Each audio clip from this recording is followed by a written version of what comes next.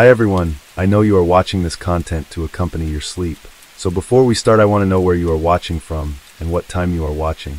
Also, don't forget to like, comment, and subscribe. Let's jump straight into the story. In the quiet town of Palagonia, nestled in the heart of Sicily, Italy, the summer of 2015 was drawing to a close. The residents, known for their warm hospitality and tight-knit community, were preparing for the transition into autumn. Among them were Vincenzo Solano, 68, and his wife, Mercedes Ibanez, 70. Vincenzo, a native Sicilian, and Mercedes, originally from Catalonia, Spain, had met years prior while working in Germany. Their shared experiences as immigrants had forged a deep bond between them, leading them to settle in Palagonia over 4 decades ago. Here, they built a life, raised 2 daughters, Rosita and Manuela, and became beloved members of the community. Their home was a modest yet comfortable abode, reflecting the simplicity and contentment of their lives. Vincenzo was known for his gentle demeanor and love for gardening, often seen tending to his plants in the early morning hours. Mercedes, on the other hand, was celebrated for her culinary skills, frequently sharing traditional Spanish dishes with neighbors and friends. Their life was serene, marked by routine and the joys of family. However, the tranquility of Palagonia was shattered on the morning of August 30th, 2015. The sun had barely risen when the local police received a distressing call. Manuela, concerned after multiple unanswered calls to her parents, had decided to check on them. What she discovered was a scene of unimaginable horror. Her father, Vincenzo, lay lifeless in their bedroom, his throat brutally slashed. The room bore signs of a violent struggle, with overturned furniture and bloodstains marring the walls. The air was thick with the metallic scent of blood, a stark contrast to the home's usual warmth. Desperate to find her mother, Manuela's search led her to the courtyard. There, she found Mercedes's body, bearing injuries consistent with a fall from a significant height. The initial assessment suggested that she had been thrown from the balcony, a fall that had ended her life. The brutality of the acts was incomprehensible, leaving Manuela in a state of profound shock and grief. As the news spread, the community of Palagonia was engulfed in sorrow and disbelief. The Solano Ibanez couple had been pillars of the community, known for their kindness and generosity. The idea that someone could harbor such malice against them was beyond comprehension.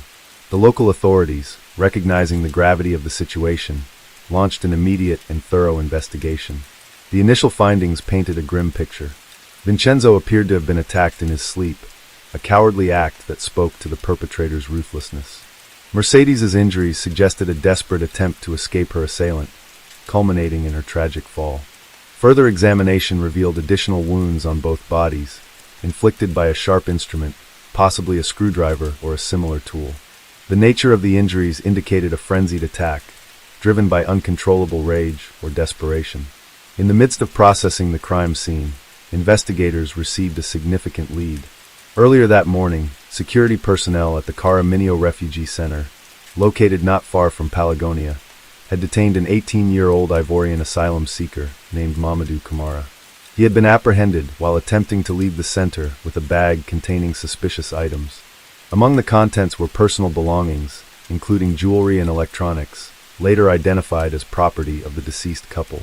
Additionally, Kamara was found wearing clothes that, upon closer inspection, were determined to belong to Vincenzo.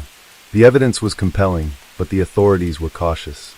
The brutality of the crime, coupled with the sensitive nature of the suspect's status as an asylum seeker, necessitated a meticulous and unbiased investigation. Kamara was taken into custody for further questioning, while forensic teams worked tirelessly to gather more evidence from both the crime scene and the items found in his possession. As the investigation progressed, the community grappled with a complex mix of emotions. Palagonia had a history of welcoming outsiders, and the Caraminio Center had been a focal point for discussions about immigration in the region. The alleged involvement of a resident from the center in such a heinous crime threatened to ignite tensions and challenge the town's values of inclusivity and compassion. In the days following the murders, local authorities increased their presence in the area, both to reassure the public and to prevent any potential acts of retribution. Community leaders and local officials called for calm, urging residents not to let anger and fear overshadow the principles of justice and due process. The focus remained on uncovering the truth and ensuring that the perpetrator, regardless of their background, was held accountable for the atrocious acts committed against Vincenzo and Mercedes. The investigation continued, with each piece of evidence bringing the authorities closer to understanding the events of that fateful night. The path to justice was fraught with challenges, but the resolve of the investigators and the resilience of the Pelagonia community remained steadfast. The memory of Vincenzo and Mercedes served as a poignant reminder of the fragility of life and the enduring strength of a community united in the face of tragedy. The investigation into the brutal murders of Vincenzo Solano and Mercedes Ibanez continued with mounting urgency. The small town of Pelagonia, once a peaceful enclave of old traditions and quiet routines, had been thrust into the national spotlight. News of the killings spread quickly across Italy, reigniting debates about immigration, crime, and the challenges of integrating asylum seekers. Television crews arrived, reporters swarmed the narrow streets, and local residents found themselves at the center of a story that extended far beyond their community. While public speculation ran rampant, investigators worked tirelessly to piece together a clear timeline of events. The forensic team combed through the victim's home, documenting every trace of evidence left behind by the killer. Blood spatter analysis suggested that Vincenzo had been attacked while still in bed, caught off guard in what should have been the safety of his own home. Defensive wounds on his hands and arms indicated that he had struggled against his attacker, but the deep gash across his throat left little doubt. Whoever had done this wanted him dead in the most brutal way possible. Mercedes's body was examined with equal care. Her injuries, consistent with a fall from the balcony, showed multiple fractures and internal trauma. But there was something more. Cuts and bruises on her arms and torso suggested she had been assaulted before being thrown to her death. Investigators theorized that she had woken up during the attack on her husband, either startled by the commotion or having sensed an intruder. In a desperate attempt to escape, she may have tried to flee, only to be overpowered and thrown from the balcony. One of the most chilling aspects of the crime was the apparent lack of forced entry. The front door was closed but not locked, suggesting that the killer had either been let in by the victims, perhaps under false pretenses, or had entered through another means. This detail led police to suspect that the assailant may have had prior knowledge of the home's layout or habits of the couple. The nature of the crime, sudden, violent, and without clear financial motive, only deepened the mystery. Meanwhile, Mamadou Camara, the 18-year-old asylum seeker detained at the Caraminio Refugee Center, remained in custody. Under questioning, he denied any involvement in the murders, claiming he had never been to the victim's home. His demeanor was a mix of defiance and confusion, as if he could not fully comprehend the gravity of the situation. However, the items found in his possession, jewelry, a cell phone, and clothing belonging to Vincenzo, painted a damning picture. A deeper investigation into Camara's background revealed that he had arrived in Italy months earlier after a perilous journey across the Mediterranean. Like thousands of others, he had fled war, poverty, and instability in his home country, seeking refuge in Europe. The refugee center at Caraminio, where he had been housed, was known for overcrowding and frequent clashes between different groups of migrants. It was a place of frustration, uncertainty, and at times desperation. Security footage from the center provided a crucial breakthrough. The recordings showed Camara leaving the facility late at night, hours before the estimated time of the murders. He had managed to evade the guards, slipping away unnoticed. More damningly, footage captured him returning in the early morning, carrying a bag similar to the one later found in his possession. His clothing appeared different from when he had left, raising further suspicions. As forensic experts examined the clothing and items recovered from Camara, they made a discovery that would significantly strengthen the case against him. Traces of Vincenzo's blood were found on the fabric. The evidence was no longer circumstantial. It directly linked Camara to the crime scene. Yet, the motive remained elusive. Why would an 18-year-old asylum seeker, with no apparent connection to the elderly couple, commit such a horrific act? Theories emerged. Some investigators believed it was a burglary gone wrong, that Camara had broken into the home with the intent to steal, but had been caught in the act, leading to a violent confrontation. Others speculated that drug use or mental instability might have played a role, though no immediate evidence supported this. There was also the possibility of a more calculated crime, one driven by anger, revenge, or an unknown grudge. As the case progressed, tensions in Pelagonia escalated. The murders had already sparked outrage, but the revelation that an asylum seeker was the prime suspect ignited deeper, more volatile emotions. Protests erupted outside the Kara Minio Refugee Center, with locals demanding its closure. Right-wing political figures seized the moment, using the tragedy to fuel anti-immigration rhetoric. Graffiti began appearing on walls throughout the town, bearing slogans that called for an end to asylum policies and the expulsion of migrants. What had once been a quiet town was now a battleground of political and social discord. But amid the anger, there was also sorrow. The daughters of Vincenzo and Mercedes, devastated by the loss of their parents, pleaded for justice but also for reason. In a tearful statement to the press, Rosita, the eldest, spoke of the love her parents had for Pelagonia and their belief in kindness. They opened their hearts to everyone, she said, and they did not deserve this. But we cannot let this tragedy be used to spread more hate. The trial of Mamadou Camara moved forward rapidly. Prosecutors, armed with forensic evidence, security footage, and witness testimonies, built a strong case against him. Camara, maintaining his innocence, changed his story multiple times, at one point claiming he had been forced by others to steal from the house, at another insisting he had found the items discarded near the road.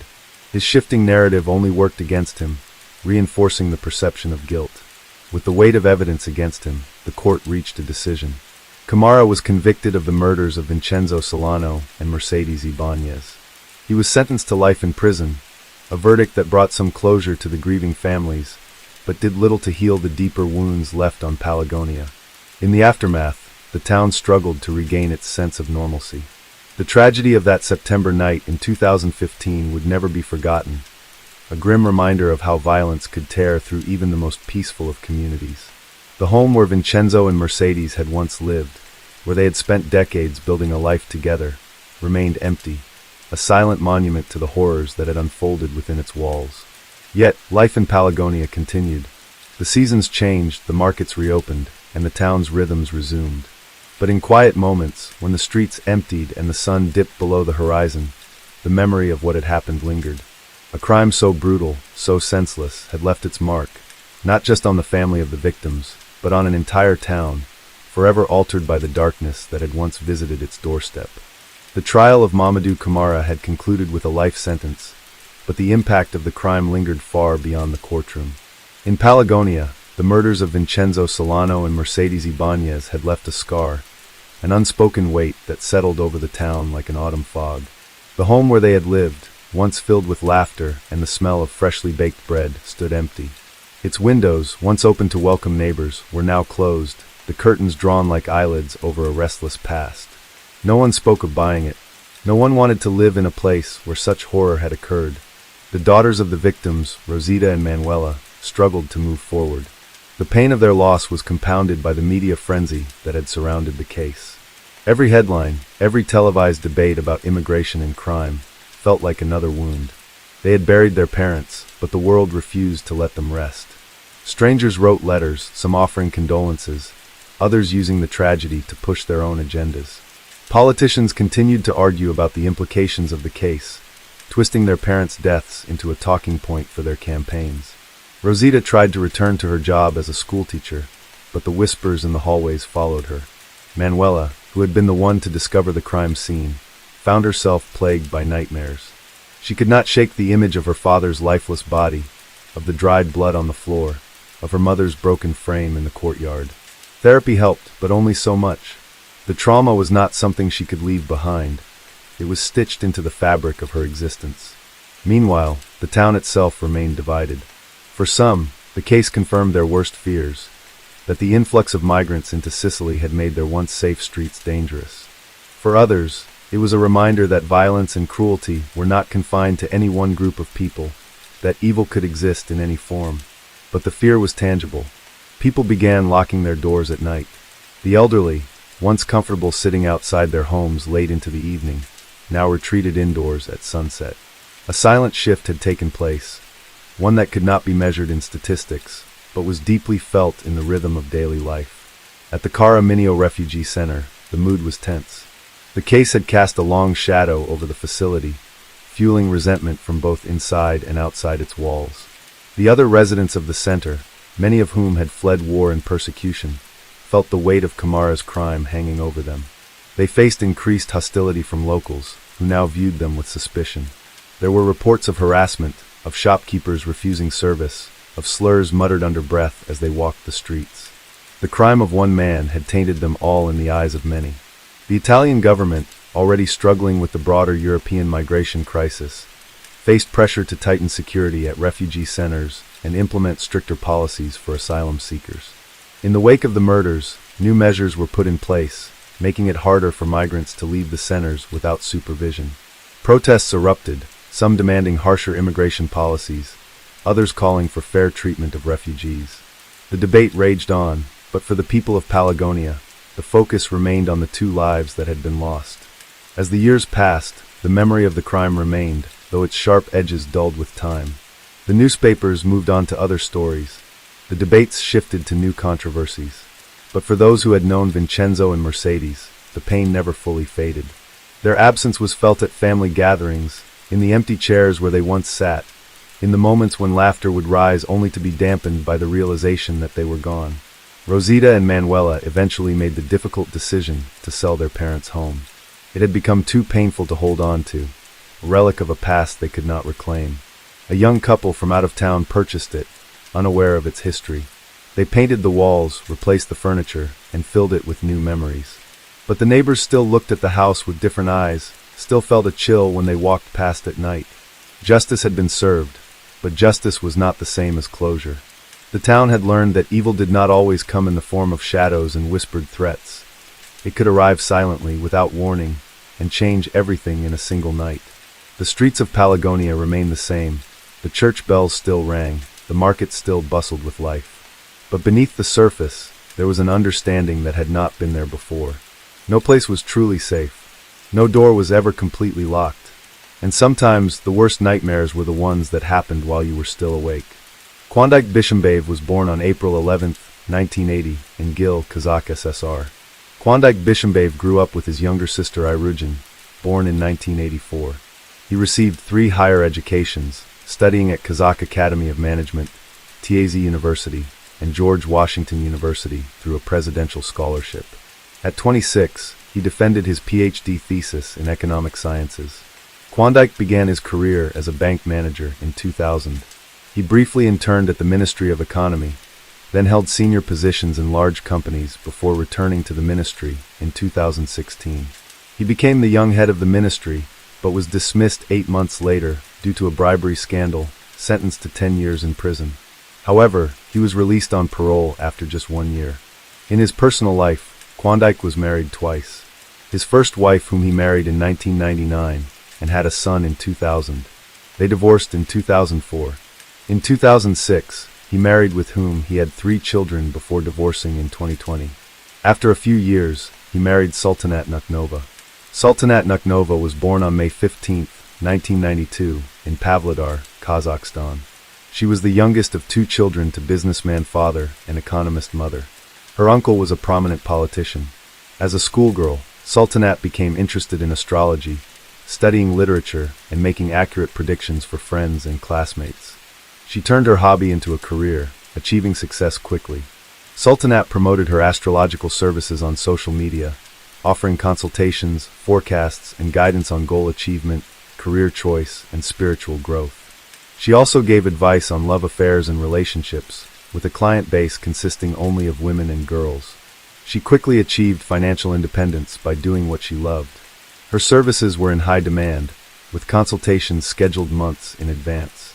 She had gained a large following on social media and was living her dream life. In spring 2022, Klondike stumbled upon Sultanat's page on a popular social network. He liked Sultanat and decided to contact her for an astrological consultation, but she turned him down, saying she only served women. This rejection only fueled his interest, and the politician persistently tried to get her attention, showering her with compliments, convinced that only she could help him as a trusted specialist.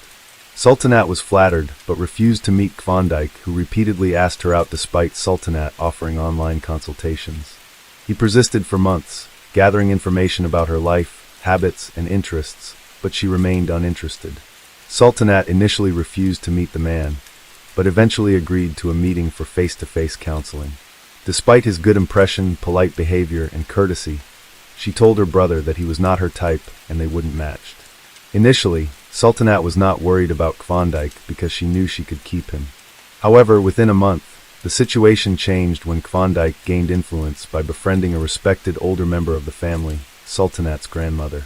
Klondike asked to speak to Sultanat's grandmother, asking for her support in case Sultanat changed her mind about marrying him. This gesture touched Sultanat, but she still refused to pursue a relationship with him.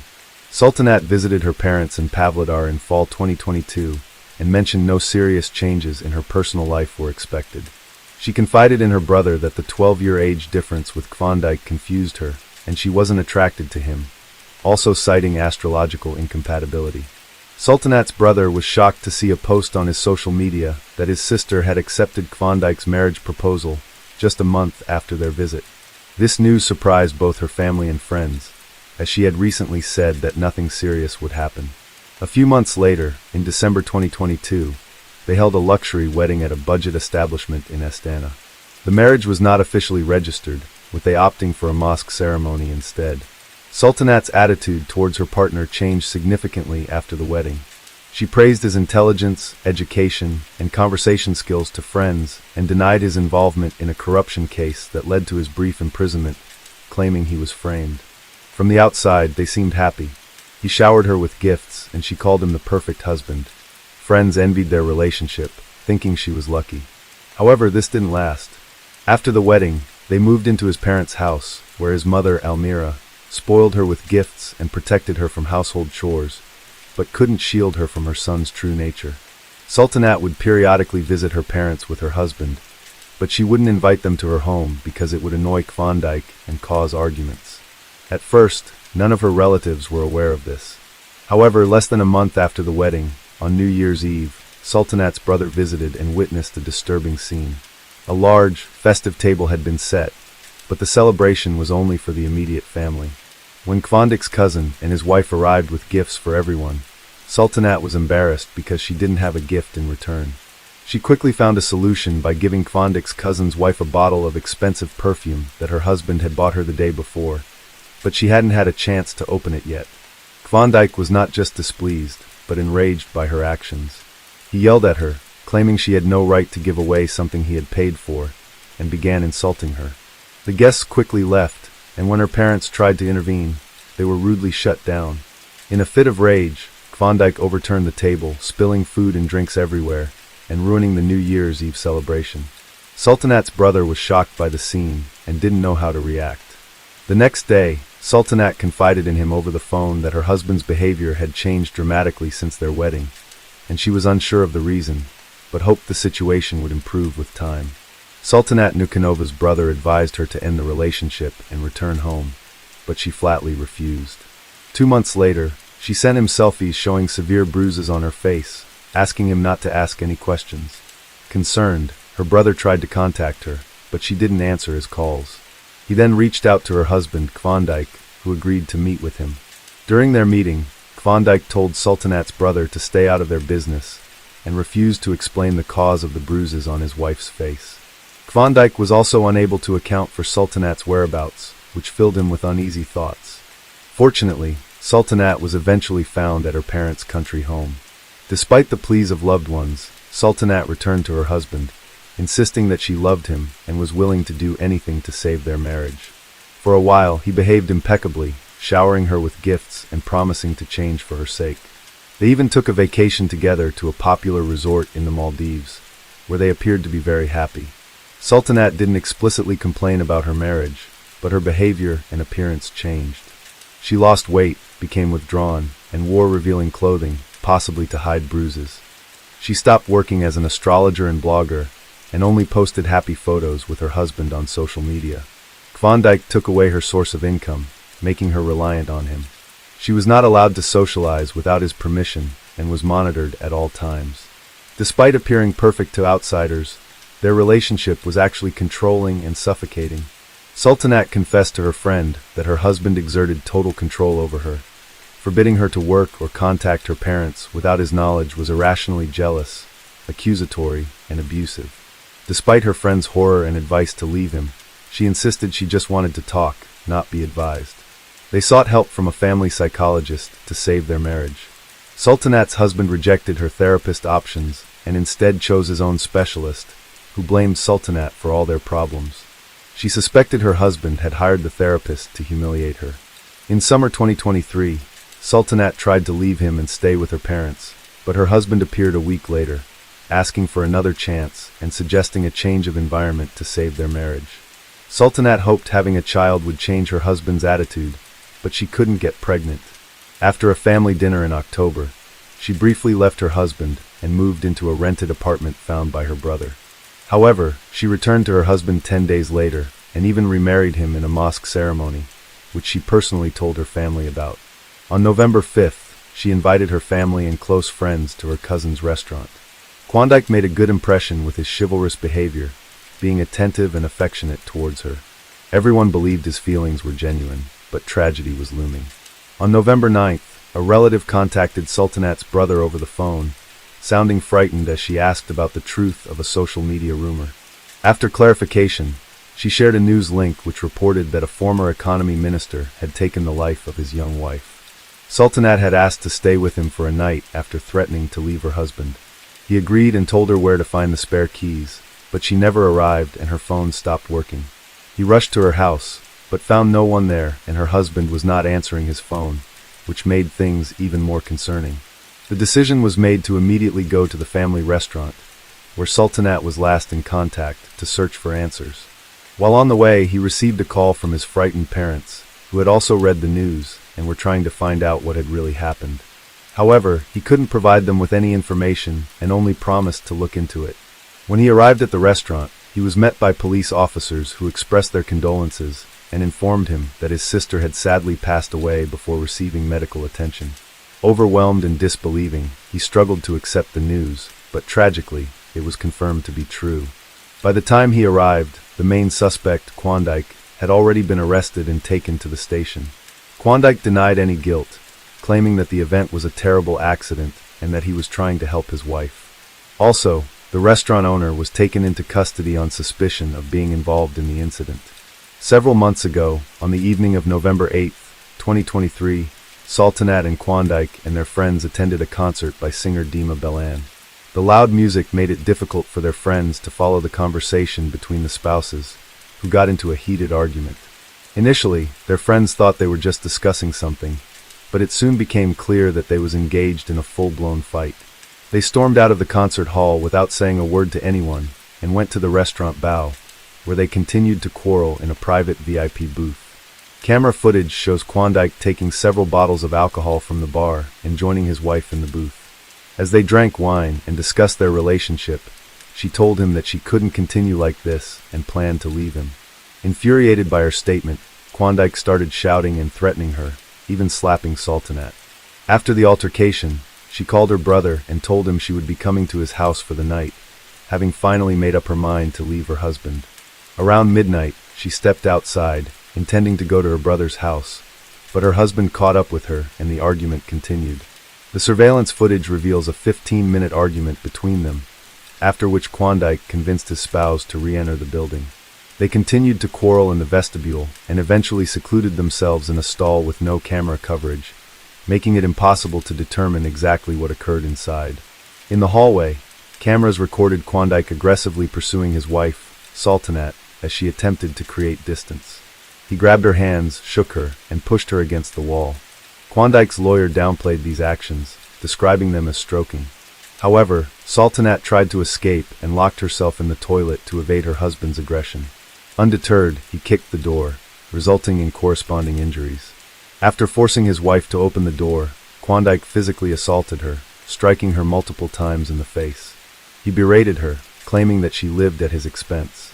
The events that followed are unclear, but Klondike alleged that his wife had an angry outburst and, in a fit of rage, removed all her clothes and jewelry, flushing them down the toilet to demonstrate her independence from him. According to another account, Klondike allegedly forced his wife to undress, intending to humiliate her further after the gold jewelry was lost down the drain. This led to Klondike becoming enraged, punching his wife in the face multiple times, and then pushing her with such force that she fell and hit the toilet. However, during the trial, Klondike claimed that his wife was intoxicated and had fallen several times while undressing, hitting her head on the tiles and plumbing fixtures. Klondike and his wife had planned to go home after leaving the restaurant, but he refused to drive due to his intoxication. He was ashamed of his drunken wife, who was wearing only underwear under her coat and didn't want to call a cab. They decided to return to their VIP booth instead. However, when Sultanat stopped to look at her reflection in the mirror, her husband forcefully pushed her towards the exit. This quickly escalated into a brutal assault as he mercilessly beat her with his hands and feet and dragged her by the hair. At around 7 o'clock in the morning, he dragged her back to the VIP cabin, where he continued his attack. Klondike ultimately caused severe harm to Sultanat, but during the trial, he claimed he had no involvement in her injuries. According to him, she had fallen and hit the floor and furniture on her own, and then fell asleep on the sofa. He alleged that he noticed a bruise on her face, but rather than seeking medical attention, he consulted a fortune teller to determine if everything was all right with his wife. The fortune teller told Klondike his wife was drunk and needed sleep, so he calmed down and didn't touch her. Later, he realized she wasn't breathing and called his brother, Bakun Banov, also the restaurant owner. Together, they deleted CCTV footage, claiming it showed his wife's indecent behavior. Banov called an ambulance in the evening, but she had already died. He claimed to have tried CPR, but it was too late. Both brothers were arrested by law enforcers. Klondike's former wife, Nazim, was also under scrutiny several years ago when her then-husband was arrested on corruption charges. She defended him at the time, but soon after his release, she filed for divorce, citing irreconcilable differences and claiming she had outgrown the marriage. However, after her ex-husband was accused of brutally murdering his new girlfriend, Nazim gave a candid interview, admitting that she believes him to be capable of such a crime. She explained that her 14-year marriage to Klondike changed dramatically in 2011 after the birth of their second child.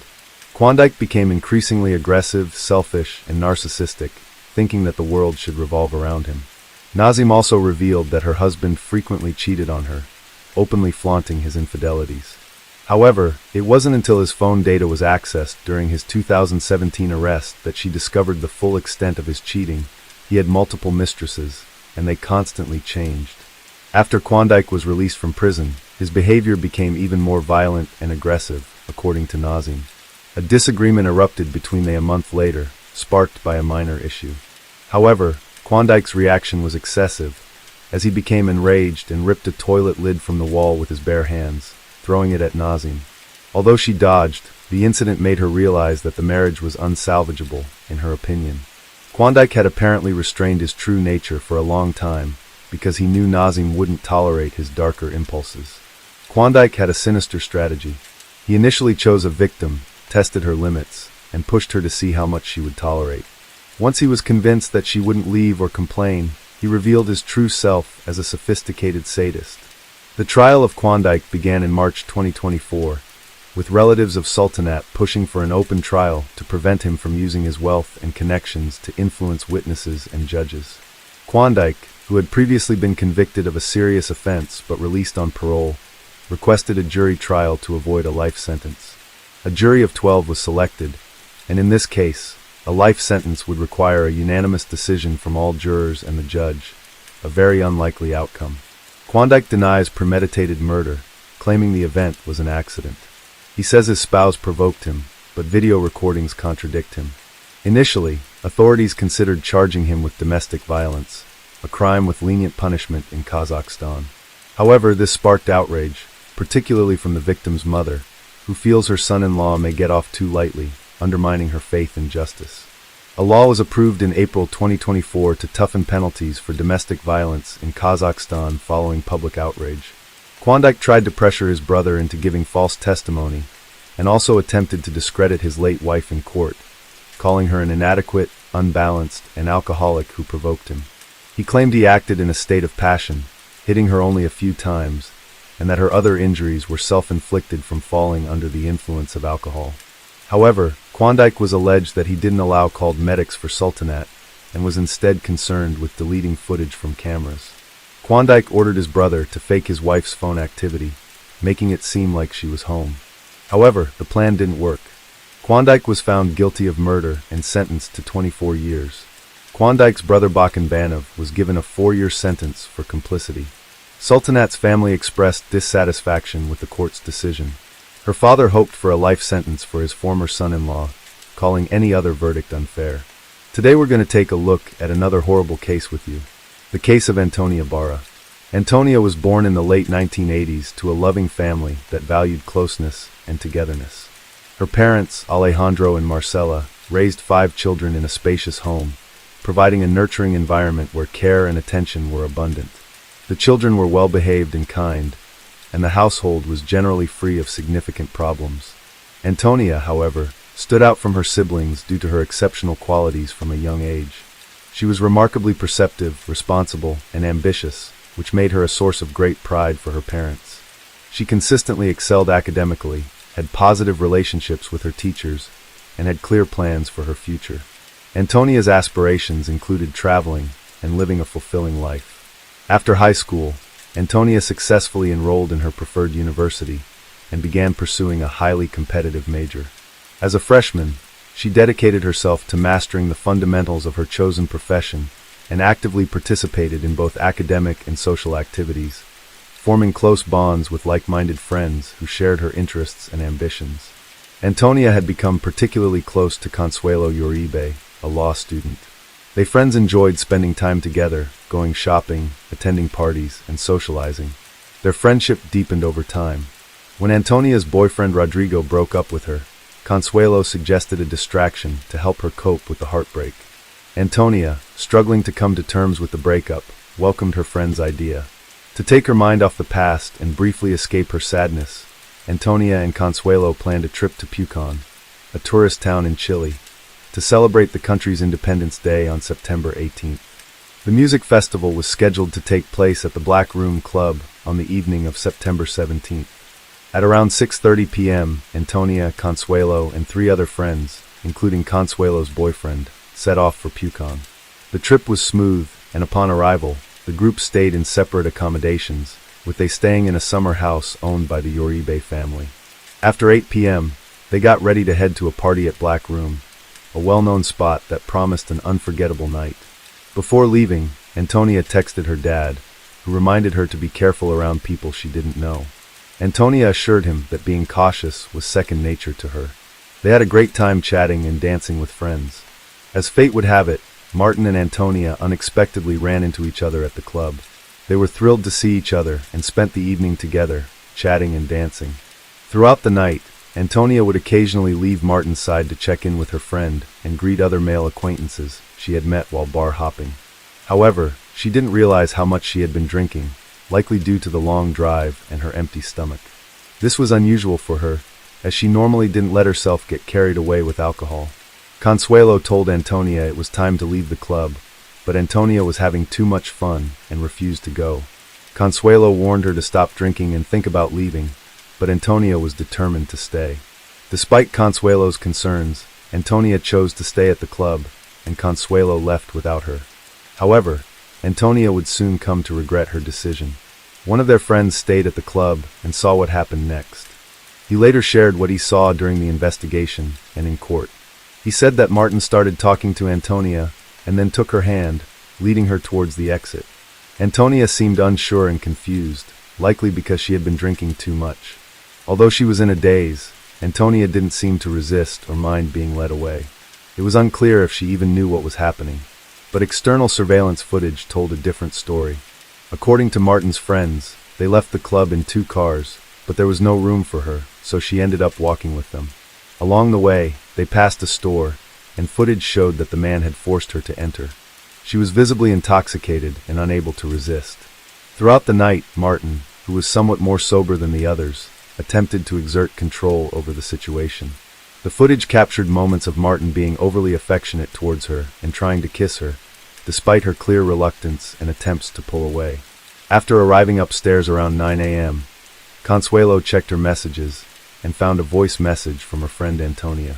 Initially, Consuelo had trouble making out what Antonia was saying, but after listening more closely, she caught a few words. Antonia was asking to be picked up, but Consuelo didn't know exactly where she was. To find her, Consuelo used her GPS and, accompanied by her boyfriend Jose, headed to the location indicated. Upon entering the house, Consuelo and Jose were shocked to find Martin standing naked, attempting to cover himself with a pillow. When Consuelo asked about her friend Antonia, Martin claimed he didn't know where she was. However, they soon found Antonia upstairs in one of the rooms, lying on a bed in her underwear, crying quietly. Jose carried her to the car, and Consuelo asked what had happened, but Antonia was too distraught to explain. At the summer house, Consuelo and Jose tried to comfort Antonia, holding her and talking to her. Eventually, Antonia opened up about what had happened. She confessed that Martin had taken advantage of her against her will, leaving her feeling powerless. After learning about the incident, Jose and Consuelo urged Antonia to report the attacker to the police and pursue justice. However, Antonia declined, fearing that her parents and the public would find out and judge her. Instead, she chose to silently cope with the trauma and try to heal on her own, asking Jose and Consuelo to keep the incident private. During a conversation with her father, Antonia tried to respond normally to his light-hearted question about whether she had been drinking too much. However, her response unintentionally revealed her distress. The next day, Antonia met with Martin to discuss the incident, but he was uncooperative and arrogant.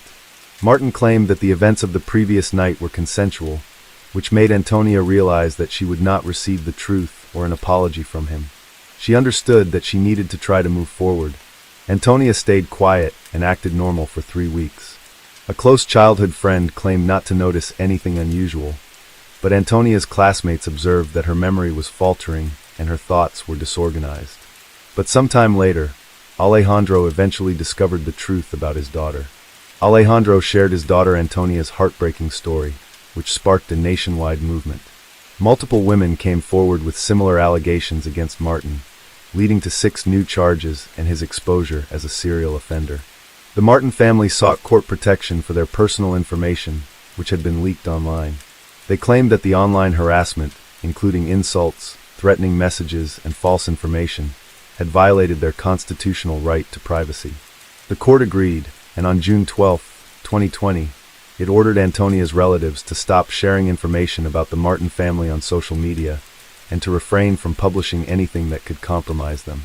However, this decision sparked widespread outrage in Chile. Many people felt that the court was protecting the suspect rather than the victims. On July 21st, the Antonia family appealed the decision to the Supreme Court, but their appeal was rejected. The suspect's lawyer then requested protective measures on his client's behalf, but the suspect was eventually charged with multiple counts of attack. The case, known as the Antonia case, became a rallying cry for victims of violence in Chile. For many women, it marked a turning point, and they began to come forward to share their own experiences after years of silence.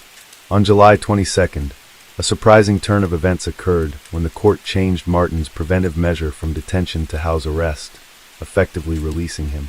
The judge clarified that this decision did not imply a reduced sentence. Meanwhile, the prosecutor had charged Martin with 5 counts of misconduct, but the court only recognized 2. This sparked widespread outrage, with thousands of people taking to the streets to protest the halt in investigations and the decision to place Martin under house arrest. In response to public pressure, the authorities appealed the decision, and the judiciary quickly overturned the house arrest order, taking Martin back into custody. Antoniades stressed the importance of taking action against Martin, as his behavior made women vulnerable. In February 2021, investigators found Martin's phone, which contained a disturbing collection of photos of women's underwear, suggesting a trophy collection. The 400-page police report included statements from multiple victims, witnesses, and people close to Martin and Antoniades. A childhood teacher described Martin as a smart and cheerful child, but noted that he had an unusual interest in intimate topics. Some women recalled that Martin had inappropriately touched them when they were children, but at the time, no one thought much of it. On June 14, 2022, the criminal court in Tomoko began its hearings, which were expected to last over a month. During this time, the prosecution presented evidence, expert testimonies, and witness statements. The court started watching the CCTV. Video footage revealed that Antoniades was unable to control the situation. On August 26th, Martin was sentenced to 20 years in prison for crimes against intimacy and intimacy-related aggression. However, on December 29th, the Supreme Court accepted the defense's appeal, disagreeing with the verdict. A new trial was scheduled for spring 2023. In a related development, Martin's original lawyers resigned on March 16th, and the public defense took over his case. The second trial began on April 24, 2024, focusing on 5 counts of violence and 2 counts of forced intimacy. During the trial, Martin waived his right to remain silent and provided his account of the events. He claimed that his actions were the result of severe intoxication. However, the prosecutor countered that by drinking with the victims, he had taken advantage of their vulnerability. Ultimately, Martin was found guilty on July 7, 2023. The federal prosecution sought a prison sentence of 41 years, but on July 28, 2023, Martin only was sentenced to 17 years in prison for committing 7 intimacy-related crimes against 6 victims. Since he had already spent time in custody, he would serve 14 years. Today, we're going to take a look at another horrible case with you. The case of Lizzie Marriott. In the fall of 2012, Lizzie Marriott began her studies in marine biology at the University of New Hampshire. To reduce her living expenses, she moved out of her family home in Massachusetts, where she lived with her parents, Bob and Melissa Lizzie, and relocated to Chester to live with her aunt and uncle, Tony and Becky Hannah. Lizzie quickly became a beloved member of her aunt and uncle's family. She had a passion for marine animals, which led her to pursue a degree in marine biology. Although she was now 2 hours away from her parents, they remained close and kept in regular contact. Lizzie was known for her kind, gentle, and sweet nature, which made her a favorite among those who knew her. Lizzie's aunt recalled that whenever Lizzie came home, she'd exclaim, "I'm home," and it filled their hearts with joy. Lizzie was thriving in her new life, with new opportunities opening up in her free time. She had found a job at Target, where she quickly fit in and earned respect from her colleagues. That's where she met Kate McDonough, an 18-year-old who quickly became a close friend. They girls often hung out after work, and one day, Kate invited Lizzie over to her apartment. On subsequent invitations, Lizzie was happy to accept. Lizzie and Kate planned a cozy evening with dinner and a movie on October 9th. However, Kate's boyfriend Seth joined them, bringing a lively atmosphere. Seth was a man of many talents, with a theater arts background and a black belt in karate. Lizzie's family and friends expected a fun evening together. When she failed to return home at the agreed-upon time, her relatives initially thought she might have stayed overnight at a friend's place and then headed to university. However, when she didn't show up the next day, her aunt and uncle grew concerned and contacted her parents, who were also unaware of her whereabouts. Lizzie's parents immediately drove to Chester, reporting their daughter's disappearance to the police along the way. The investigation began, and the police questioned everyone who knew Lizzie, but her relatives had no idea where she had gone. Fortunately, a friend named Nate revealed that he thought Lizzie might be with Kate McDonough. Nate asked Kate if she had seen Lizzie. Kate replied that she hadn't. Detectives began investigating the new information provided by Nate. In the meantime, they discovered that her bank accounts showed no activity and her phone was dead. This led them to rule out the initial theory that she might have been involved in an accident. Shortly after, her car was located. After interviewing her friends and coworkers, investigators gathered some information about Kate and her boyfriend, Seth. Lizzie and Kate's acquaintances have noticed they spending increasing amounts of time together, despite their vastly different personalities.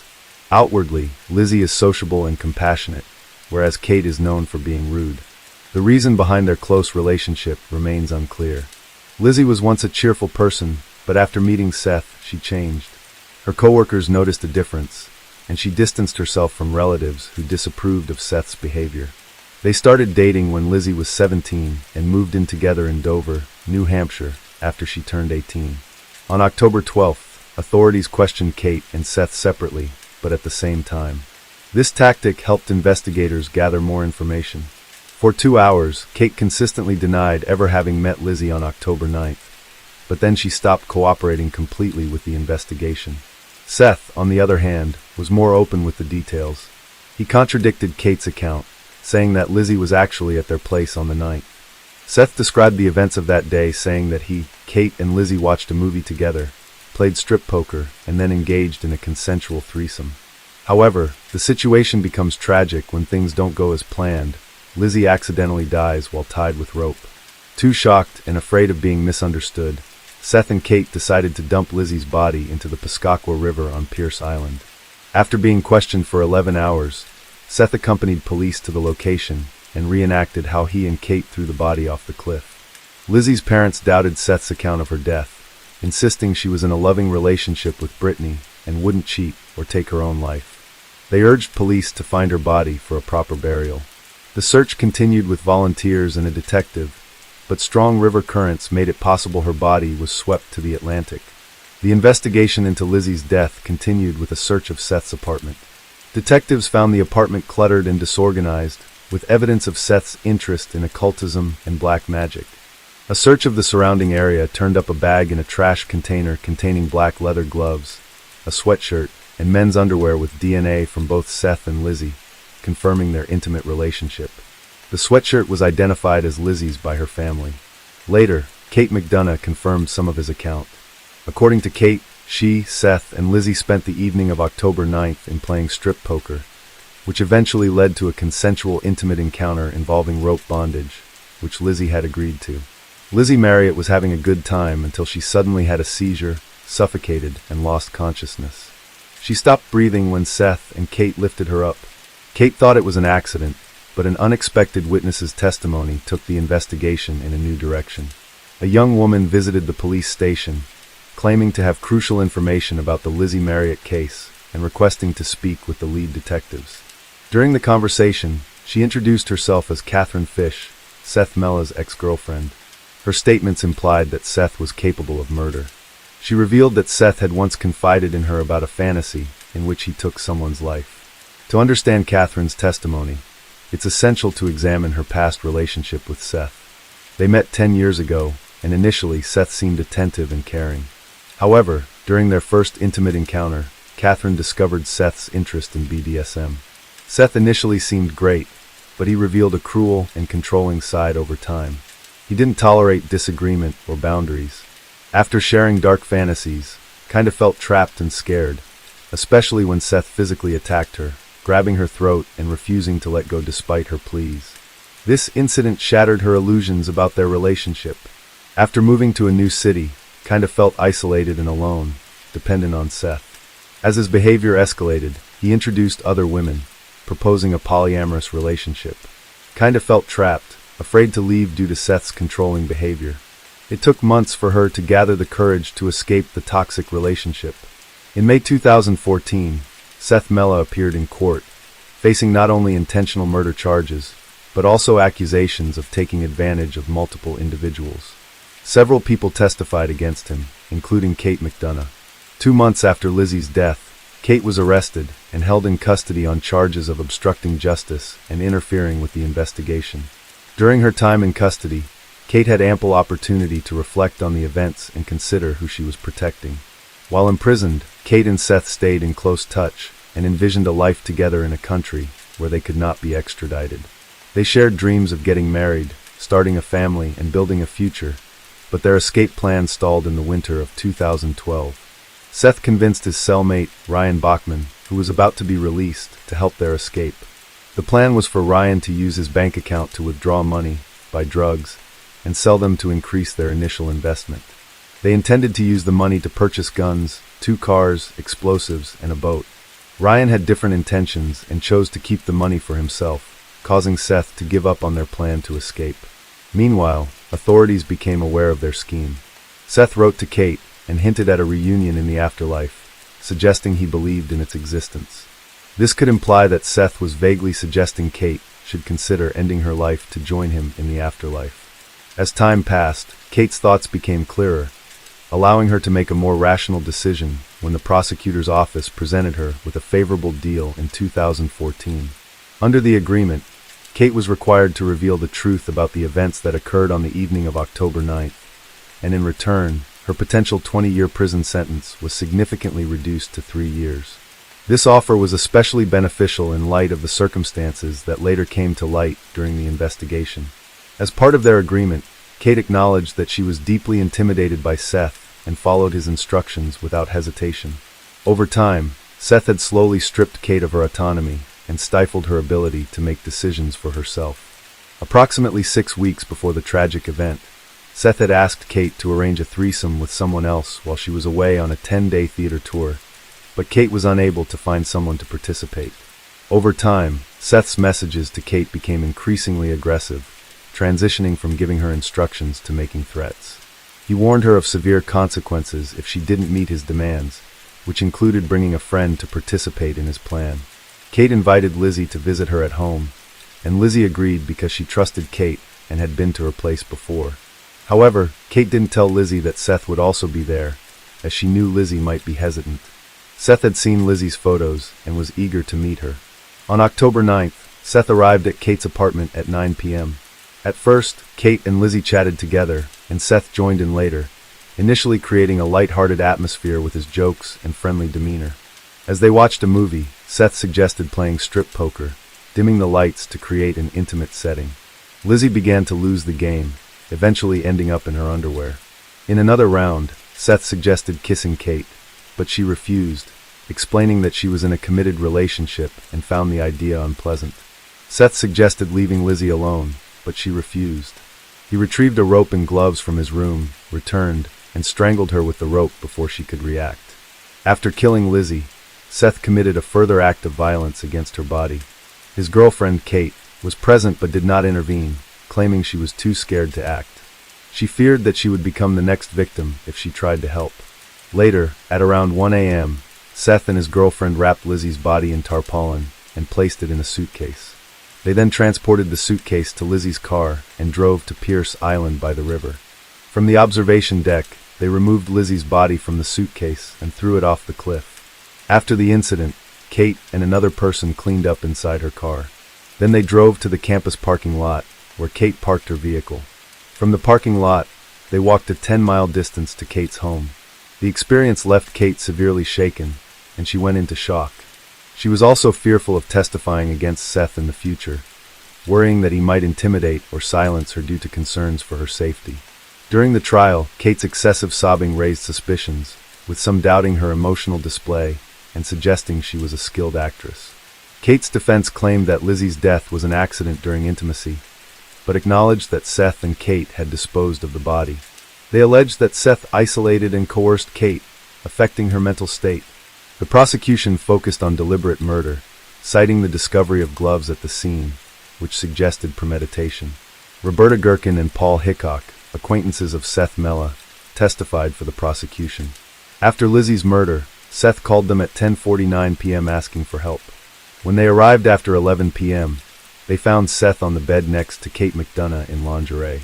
Seth said, "This time things went too far." Roberta found Kate in the kitchen and suggested calling an ambulance. They chose not to intervene or contact police, avoiding involvement. Seth Mella was convicted of first-degree murder by strangulation and conspiracy in 2014, receiving a life sentence without parole.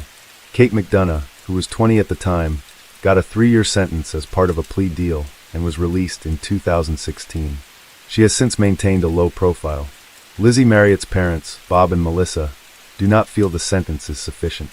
They hope her case can serve as a warning to others, especially women. They created a memorial bench in her hometown, since her body was never recovered. Today we're going to take a look at another horrible case with you. Blake Leibel was born in Toronto, Ontario, Canada, on the 8th of May in 1981. His family was a well-off family right up the tree. His father, Lorne Leibel, is a well-known real estate tycoon and Canadian Motorsport Hall of Famer, while Blake's mother, Eleanor Chettle, inherited Alros products from her father, Paul Chettle. This company makes plastic polytart materials and is reported to generate over $28 million in sales annually. But while grandfather Paul Chettle was a success, it was reported that he was known to be a control freak and bully. Paul's wife, Blake's grandmother, suffered from a severe mental illness of some kind. The specific diagnosis remains unknown, but what is known is that when Paul Chettle passed away, he left a will behind that withheld inheritance from his family, pending not only alcohol and drug screening, but also an HIV test. Once relatives successfully passed these stipulations, Paul Chettle's girlfriend would get 2 Mercedes-Benz cars, a Cadillac, and some other parting gifts, while Blake's mother got a payout of $12 million. Oddly enough, Blake's brother, Cody Leibel, was cut out of the will, with Paul Chettle stating that it wasn't out of lack of love, but rather that he knew Cody's father would adequately provide for him. On the other side of the family, Blake and Cody's father, Lorne Leibel, was a man who dated beautiful young women and took them out in fancy Ferraris. He was the envy of any man who set eyes on his fortunes or female companions. When Lorne Libel split up with Eleanor Chettle, Blake lived with his mom, while Cody lived with his dad. It was during this time that Blake and his father reportedly became distant and estranged, as Blake felt that Lorne wasn't providing enough for him financially. Even so, the Libel family was, by all accounts, a highly successful one. Even Blake's grandfather, Stanley Libel, was a well-known sailor who competed in the 1968 Summer Olympics, and then later developed hundreds of homes across Toronto. Even Blake's aunt, Terry Libel, is a Canadian journalist who served as a host for CBC's Olympic coverage during the 1996, 2002, 2004, and 2006 games. Blake and his brother, Cody Libel, were destined for success right from the very start. Or at least they certainly had the financial environment around them to allow them to succeed at whatever they put their minds to. As a matter of fact, when Cody Libel moved to California, he certainly left his mark of success on the world. He even sold his 5,500 square foot home in Beverly Crest for almost $18 million in 2017. The buyer was reportedly Katy Perry. Then later on the same year, Cody bought Reba McEntire's house for a reported $25 million, crowning him the youngest homeowner in Beverly Park history. This move made him neighbors with big names like Sylvester Stallone, Mark Wahlberg, Denzel Washington, and even Eddie Murphy. As the world's youngest owner of a Ferrari Enzo, Cody not only owned a record label, but he was a regular at a poker club called Molly's Game that reportedly hosted famous faces like Leonardo DiCaprio, Ben Affleck, Matt Damon, and Tobey Maguire. Cody Libel certainly seemed as successful as the family that raised him. Cody's brother, Blake Libel, moved to California in 2004. He reportedly still received an allowance from his mother that totaled close to $2 million in just 8 years. In 2011, Blake's mother Eleanor would die of brain cancer, leaving a huge inheritance behind to Blake and Cody. Roughly 2 years later, Blake challenged his mother's will to remove his father as trustee and deny his brother Cody his inheritance. But Blake, who reportedly didn't even attend his mother's funeral, received little sympathy from the courts. But who is Blake Libel? He wrote and directed a comedy film in 2009 called Bold. It was very low budget, and it didn't hit well at all. The movie was a massive flop with a 2.6-star rating on IMDb. But apparently you can still find it on Plex TV if you're curious. Blake Libel also directed a 2013 film called Soulmates. He's even listed as a creative consultant and director on a few episodes of Mel Brooks' Spaceballs, The Animate. In 2010, Blake published a graphic novel called Syndrome. The novel was about a man named Dr. Chattel, who happens to share the same name as Blake's own mother. In the novel, Dr. Chettle studies serial killers. He also goes as far as to recruit a town full of actors and then set up a fake Truman Show-style scenario. Next, he fakes the execution of a serial killer before wiping his mind and allowing the memoryless man to run free in the fake town so Chattel can monitor his actions. The doctor's goal in the book is to cure serial killers. Chattel's character can be quoted saying that evil is not some mysterious force, evil is a syndrome. Co-author of the book, Ryan Roberts, stated that Blake told him that he had done a lot of research on serial killers. Ryan also recalled how Libel jerked his hands upward when showing how a victim could be flipped upside down in order to drain them of fluid. In hindsight, Ryan Roberts said he'll never forget that. While Blake didn't actually write or illustrate the final edition of Syndrome, he was credited as creator of the book. And he wrote an introduction at the start of the novel, asking the question, if you loved hurting things, what would you do? Syndrome, Blake's biggest success, and it ended up with him giving away stacks of the graphic novels for free at Comic-Con in San Diego. A producer said Blake wanted to be a respected comic book artist, and he used his cash to try and buy that image. He tried hard to come across as cool and edgy, but it was clear to everyone that Blake Libel had some serious mental issues that he needed to address. His mental state had begun to deteriorate, and he was spiraling into a dark abyss. Those close to him had started to recognize the signs, but none could foresee the depths to which Blake would ultimately sink until it was beyond anyone's reach to save him. Blake Libel had quite the romantic life. In 2006, Blake met a Californian model named Amanda Braun. Amanda was previously in a relationship with Andrew Alchek, who died in prison following convictions for crimes committed as a crooked hedge fund manager. After 5 years of dating, Blake and Amanda finally tied the knot in 2011. Not long after the wedding, Amanda Braun Libel gave birth to a son. While the couple appeared to live comfortably in their Beverly Hills mansion, Blake continued to cash in and spend his checks pretty much as quickly as he received them. He reportedly smoked weed constantly and came up with various plans for success, but none of his ideas proved fruitful. During this time, one of Libel's friends said Blake was developing a dark obsession with brutal violence. It was like Blake was becoming a different person. He was distant and paranoid. Then in the summer of 2015, Blake left Amanda while she was pregnant with their second child. This was reportedly due to his pot-smoking habit consuming his life. But I'd say there was more than a marijuana issue brewing. Blake began isolating from almost everyone as he sank deeper into a world filled with gore, violence, and darkness. He even stopped returning his family's calls and began to suspect that his brother Cody was in deep debt to some Russian gang members, and he was worried it could potentially bring harm back his way. But there was never any evidence that Cody Libel owed any major debt like that, and no one could understand why Blake's sanity was spiraling out of control. But most of his friends claimed it was initially the death of his mother that brought on this dark madness.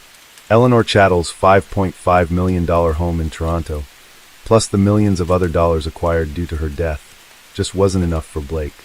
He was broke, and when he failed to have his mother's will overturned in 2013, he turned to his father to help him pay for his mounting credit card debts. Then Blake was sued by his lawyers for non-payment in the unsuccessful case of Eleanor Chattel's will. After Blake split up with Amanda, he began pitching another original script called Psychopomp. It was about a caped vigilante that cuts off the heads of villains and then uploads his antics to YouTube. But reviewers of the script stated that it was terrible in every way possible. There wasn't one thing about Blake Libel's new project that anyone liked. It was likened to a bad rip-off version of Batman, where Batman is violent, psychotic, stupid, sadistic, and highly unlikable. Psychopomp was nothing more than a gratuitously violent film devoid of any imaginative flair. However, there were whispers that Hilary Shore, a producer involved in Children of Men, had expressed interest in the Psychopomp screenplay. Yet, this supposed development never materialized. While married to a pregnant Amanda Braun, Blake had started seeing Yana Kashin, a stunning 30-year-old Ukrainian former attorney from Kiev. In no time, Blake got her pregnant too, and for a while, they seemed happy and healthy as Blake pulled Yana into his fantasy world of Hollywood hot pink. All the while, his mental decline was picking up speed at a volatile pace. In May of 2016, Yana gave birth to a baby girl named Diana, and to outside observers, the new family appeared to be doing well. However, the reality was far from idyllic. Blake harbored intense jealousy towards the infant, as a storm of anger raged within him. No longer the sole object of Yana's affection, Blake found himself replaced by baby Diana, pushing him to new heights of psychological instability.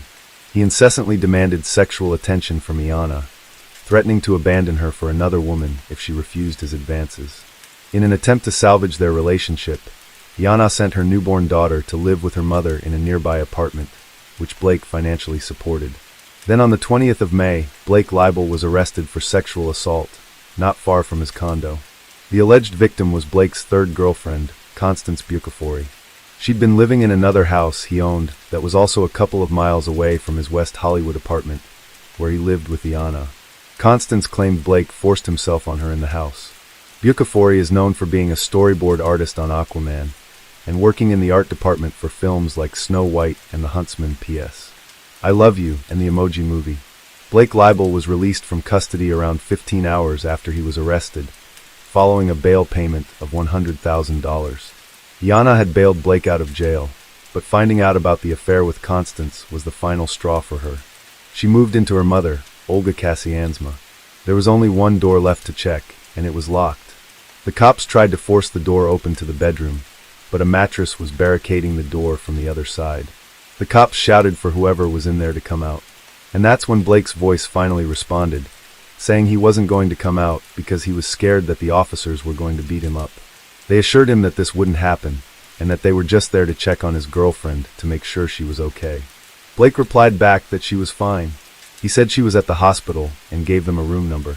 He also said that his father would be there soon, and that he wasn't coming out until then. Blake was referring to his accountant and mentor, Stephen Green. Blake had called Stephen around noon and asked him to come to the apartment. For a month before Stephen Green received that call, he had been unable to get in contact with Blake Libel. Green had called, messaged, left voicemails, and even emailed Blake several times, but he never got a reply.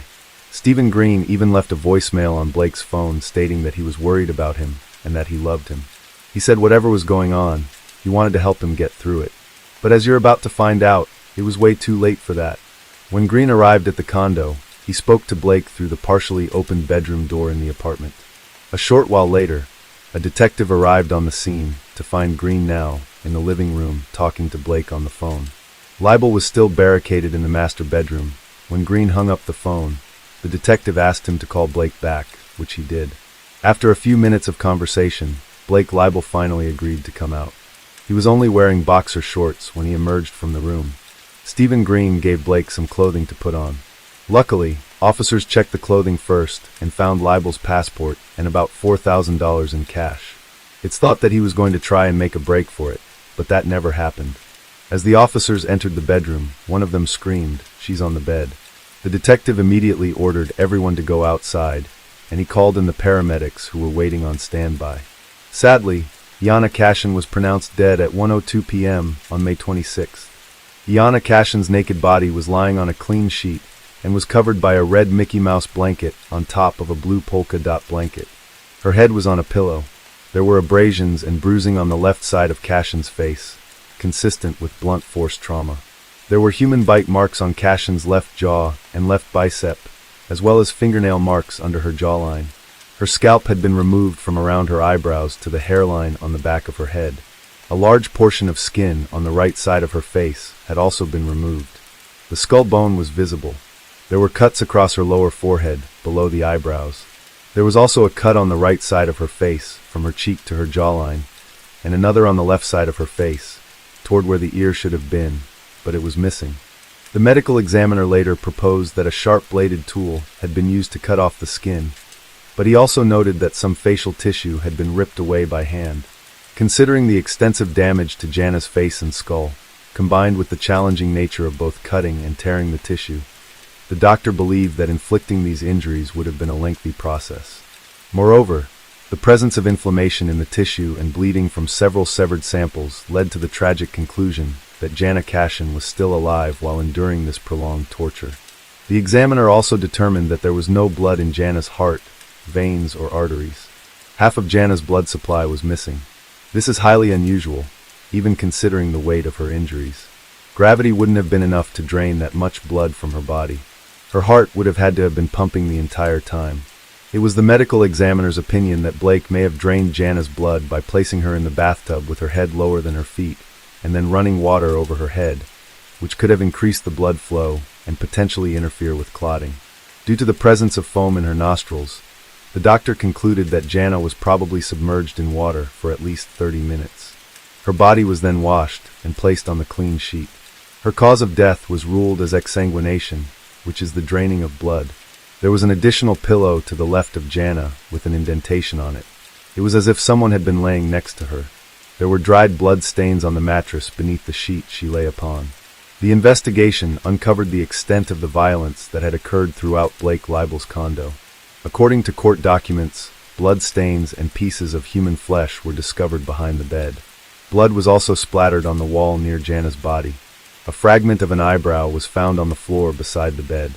In addition to the mattress Jana was lying on, blood stains were present on another mattress from a second bed in the room, as well as on a side table and in various other areas of the bedroom. The mattress that had been used to obstruct the door belonged to this second bed. A clump of hair and a blood-stained razor were found in the trash can. When cops entered the bathroom of the master bedroom, warm water was running in the bathtub. Blood stains and hair could be seen in the tub. A green paring knife with blood on it was found in the top drawer in the bathroom. The oval shape of the blood stains found on the headboard of the bed and the guest bedroom were consistent with having been made via the top of Jana's scalped head. There was blood on 2 towels, a pillowcase, the floor, and the base of the drapes in the guest bedroom.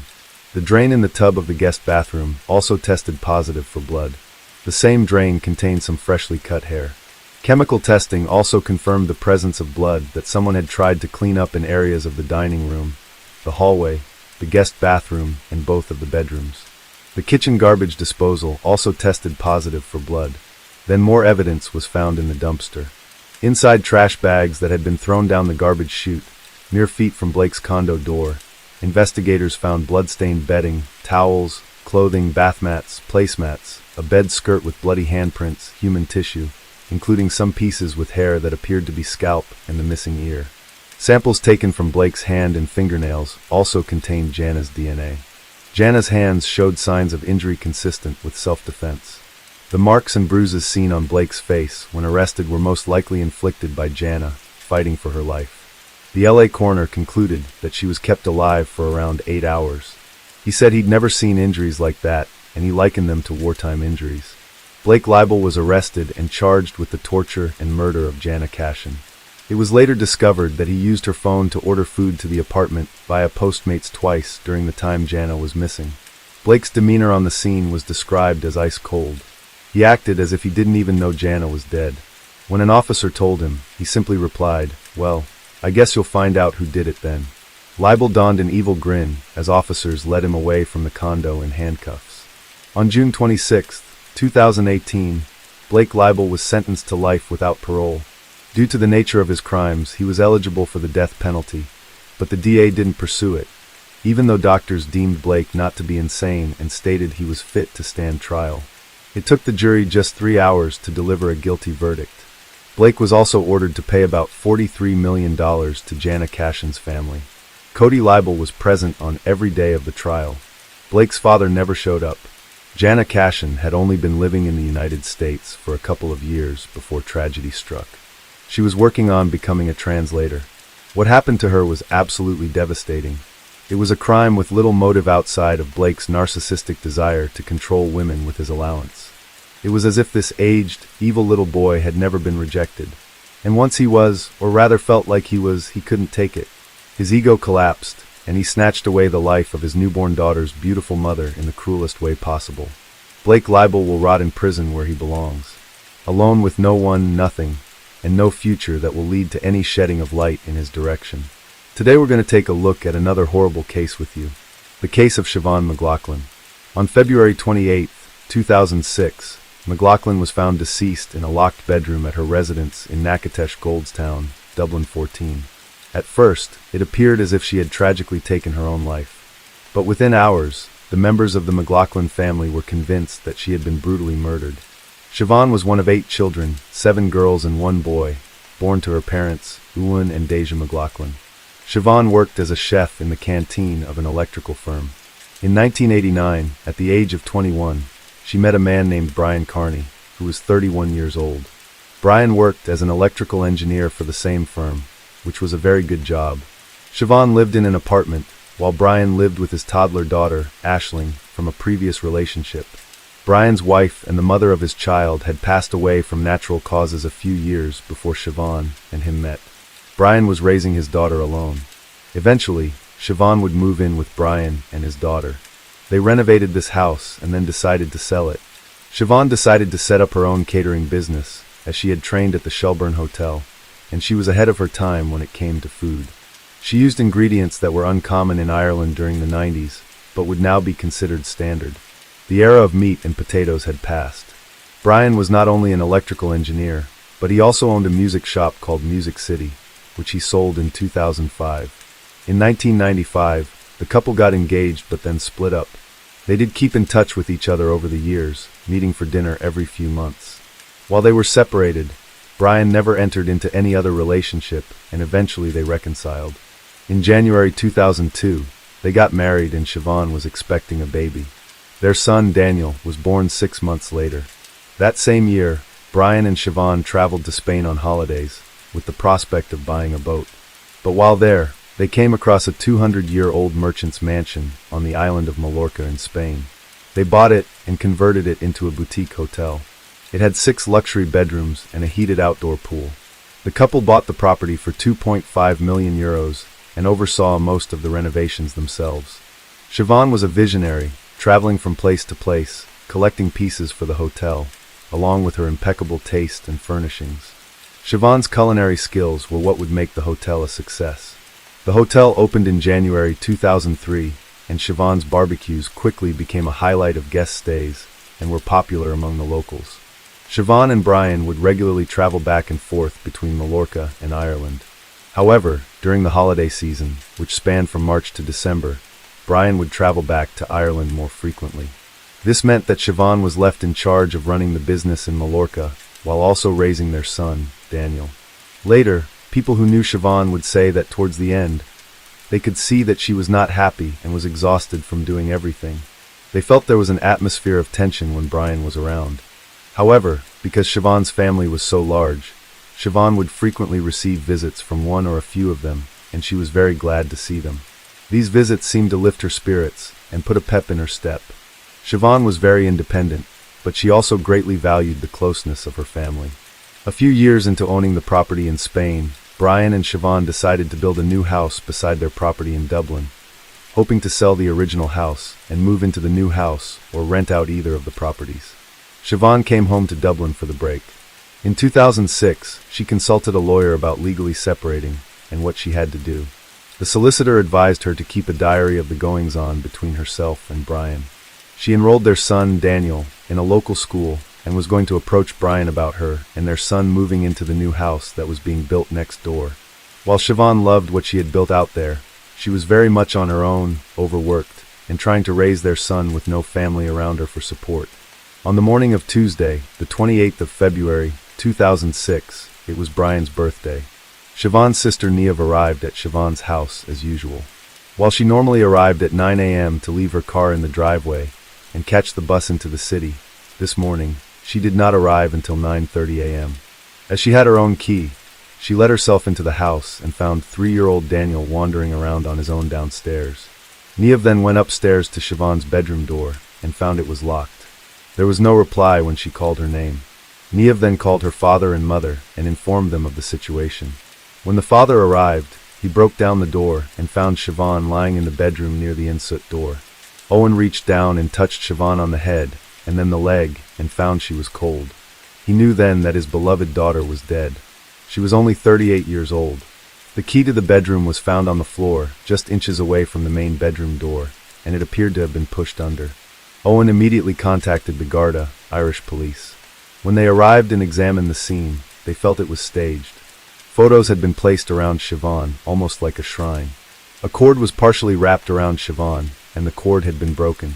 When the forensic team arrived and examined the scene, they found indentations at the top of the en-soot door, and the other part of the vacuum cord was wrapped around the door handle on the inside of the door, making it look like she had tried to hang herself. It later emerged in court that the cord would have snapped within 5 seconds due to Siobhan's weight, and she would have had to have been at least 6 inches off the ground. These two factors, combined with other evidence, indicated that it was impossible for Siobhan to have taken her own life. It was also determined that Siobhan had been dead for a few hours as rigor mortis had already set in. The Garda imposed a 2-day media blackout on the case and advised the family not to speak to the press. After Siobhan's killing, it was said that the Garda took this step to try and avoid publicity of the case and to prevent a repeat of what had happened in the Rachel O'Reilly case 18 months earlier, where no charges had yet been brought. The blackout was lifted when Brian's mother-in-law informed him of Siobhan's passing. The McLaughlin family gathered, united in grief, while Brian received little sympathy, his sister offering consolation. The family referred to Siobhan by her maiden name, evidently privy to information unknown to others. Brian was extensively questioned. Could he leave, only to be told he had to speak to the detectives first? He also questioned whether they would want the clothes he was wearing, which was strange. Brian was eventually allowed to leave after speaking with the detectives, and he did not hand over the clothes for testing, as he had asked for a specific item of clothing from the back bedroom to change into.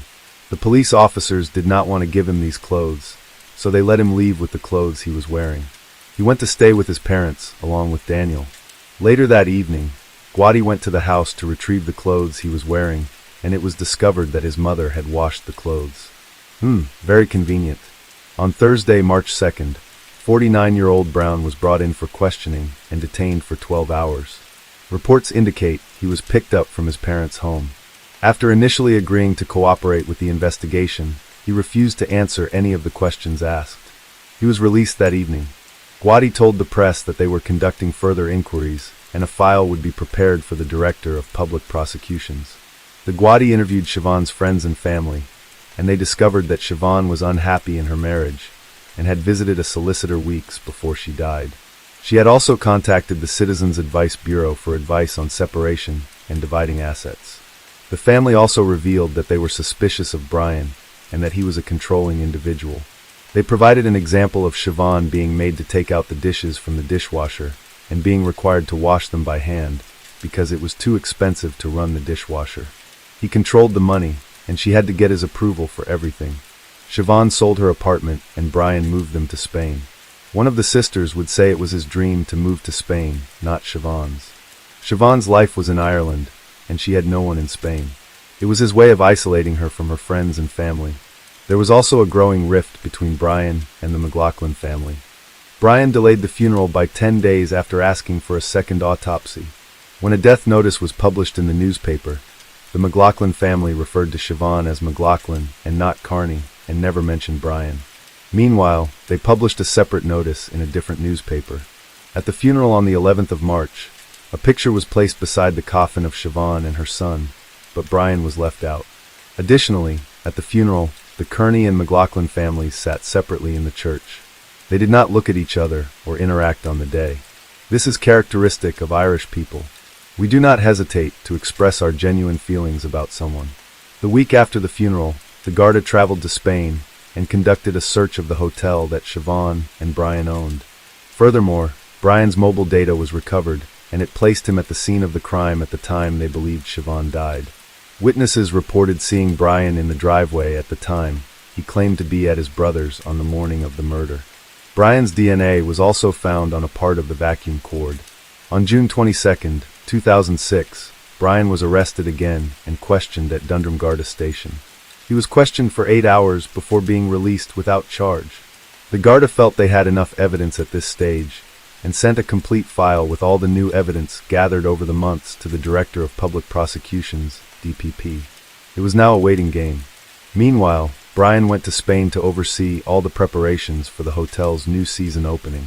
However, once word spread about the murder, cancellations started coming in and staff also quit considering it too difficult to work without Siobhan, who was the backbone of the business's success. The staff's loyalty was to Siobhan, not Brian, which reflects the kind of person Siobhan was. The Guardia again returned to the hotel in Spain, and under oath in front of a Spanish judge, the staff gave evidence about Siobhan's demeanor in the weeks before her death. On December 10, 2006, Siobhan's family held a vigil outside her house where she was killed. Her sister said, "We are utterly distraught without Siobhan, but we are equally determined and will not rest until her killer is brought to justice."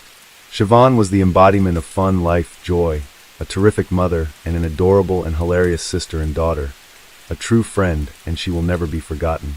200 people turned up at the vigil. They held hands, sang hymns, and held up pictures of Siobhan. In January 2007, the newspapers once again spoke to Guardi's sources, and they said they were confident that an arrest would be made soon. However, the amount of evidence was substantial, and it would take time to go through it. On Tuesday, the 17th of January, 2007, the inquest into Siobhan's death was postponed. The McLaughlin family appealed to the public for fresh information to convict the main suspect, Brian, as the Director of Public Prosecutions announced they needed even more evidence to go for a conviction of murder against Brian. Brian did not attend the short hearing. On May 30th, 2007, Kearney was arrested at his home next to his original home with his kids. He was charged with Siobhan's murder, brought to court, and remanded to prison. His response was not guilty, and no bail request was made. The McLaughlin family attended the hearing, but Kearney avoided eye contact and chewed gum disrespectfully. Kearney was freed on bail on June 6, 2007 after appealing to the High Court at Clover Hill Prison the previous day. His release came with conditions. He had to surrender his passport, pay €100 and provide a €55,000 bond from an independent juror, which his brother Patrick supplied. He also had to sign in weekly at Dundrum Garda Station. In July, a date was set for the trial to begin 6 months later with a 4-week time frame to hear all evidence and reach a verdict. So the trial was to start in early 2008. On February 11th, Kearney appeared for trial before Justice Barry White and a jury of 12. He pleaded not guilty. However, one juror worked for a home security company that had installed and serviced the Kearney residence system. While the defense was willing to continue with 11 jurors, the prosecution objected and the judge agreed. The jury was dismissed and a new one sworn in a week later. It was the prosecution's case that Kearney had murdered Siobhan, tried to stage it as a suicide, and left his son alone before going to work. The McLaughlin family testified about the events, and Siobhan's father found her dead. Her mother also recounted the morning's happenings, including Neve's wrong actions towards the authorities and Kearney. She said when Kearney arrived home, she broke the news to him that Siobhan was dead upstairs. When she had been on the phone with him, she had not told him what was wrong, and Kearney never asked. Deja also confirmed that in 1999, Siobhan had signed herself into the St. John of God's psychiatric unit after suffering from stress at work and what was described as a little breakdown. But after 5 days, she returned to work. Bridget, Siobhan's sister, stated that in 2005, Kearney phoned her to say that Siobhan was suffering from her nerves again, but when Bridget phoned Siobhan, she was perfectly fine. Ward, who worked for Colors Electrical with Kearney, said Kearney was in the habit of arriving to work between 8:30 a.m. and 9 a.m., but on the morning of Siobhan's murder, he arrived extra early, between 7:50 a.m. and 8 a.m. A solicitor confirmed that multiple letters regarding the separation had been sent to Kearney, but he never responded to any of the correspondence. Kearney's statement to the guards was then read aloud. Kearney told the securities guards that on the morning of Siobhan's death, he had noticed her door was locked. The previous night, Siobhan and Daniel had returned home from a visit to her friend's house around 8:30 p.m., and Kearney had put Daniel to bed and slept in the same room, while Siobhan slept in the master bedroom. Kearney had said they woke up at 7 a.m. the next morning, had breakfast, and Kearney put on a DVD for Daniel, went upstairs to brush his teeth, and then attempted to enter Siobhan's room, but it was locked. He called out that he was leaving, went downstairs, kissed Daniel goodbye, and left for work. The court adjourned when a juror fell ill, but returned the next day. Evidence showed Siobhan couldn't have hanged herself. The pathologist found marks on her neck and chin, 3 larynx fractures, blood, and chin abrasions. She said the neck marks didn't come from hanging. Significant force was applied and Siobhan was assaulted in bed, gripped by the neck, and a ligature used to hasten her death. The security guards reported no signs of forced entry, as the house's windows and doors were in good working condition. The alarm company confirmed that the system was activated at 10:50 p.m. the previous night, and then immediately deactivated, and it was reactivated at 7:37 a.m. the next morning before being turned off again. A thorough search of the Kearney residence uncovered a diary in the airing cupboard, and the writing inside was confirmed to be Siobhan's by her sister. Siobhan's solicitor had advised her to maintain a diary documenting the events of her marriage to Kearney. Additionally, Siobhan's passport was found wrapped in sheets and clothing in another area, and a €500 note was discovered in a drawer among wrapping paper. A financial forensic agent was next to take the stand. Kearney did own properties in Ireland and had a stake in the electrical business, plus the hotel, but while he was asset-rich, he was cash-poor. On Monday, the 3rd of March, closing arguments began. The defense were first, and they said the prospect of splitting with Siobhan did not suit Kearney financially. He wanted to sell one of the houses at Knocknashie, but if Siobhan wanted to move into one of them, this would not be an option, and Kearney would have to work out his debt. In some other way, the fact that Siobhan had started to squirrel away money, hide her passport, keep a diary of her relationship with Kearney, and send solicitor letters showed her seriousness about leaving him. Siobhan was looking forward to her future and making plans, which showed that she was not suicidal. The evidence shown by forensics also showed that it was next to impossible that she had taken her own life. Kearney even admitted that he, Siobhan, and their son had been the only ones present that night.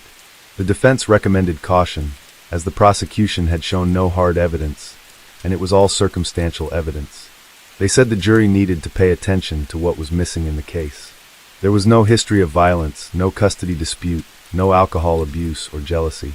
The jury was asked to ignore the emotions of the McLaughlin family when they were giving evidence.